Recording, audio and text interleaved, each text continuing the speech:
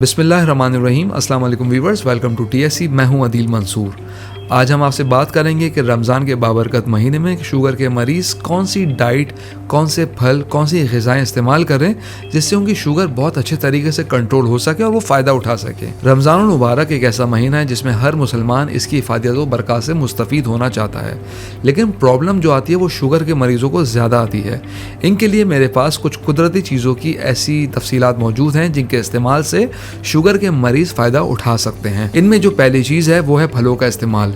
फलों में कुदरत ने ऐसी मिठास रखी है जो इंसानी खून में शामिल होकर शुगर का तनासुब बरकरार रखने में हेल्प कर सकती है। रमज़ानुल मुबारक में शुगर के मरीज़ जिन फलों का इस्तेमाल कर सकते हैं इनमें आम, तरबूज, खरबूजा, अमरूद, लीमू, नारंगी वगैरह शामिल हैं।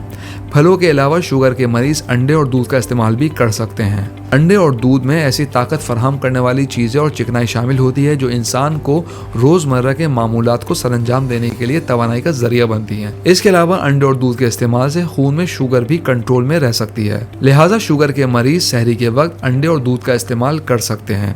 व्यूअर्स, अगर आपने हमारे चैनल को सब्सक्राइब नहीं किया तो सब्सक्राइब कर लीजिए और बेल आइकन को भी प्रेस कर दीजिए। इसके अलावा शुगर के मरीज़ ब्लैक टी भी इस्तेमाल कर सकते हैं, ये फ़ायदेमंद होती है, और दाल और चने का इस्तेमाल भी इनके लिए काफ़ी फ़ायदेमंद है।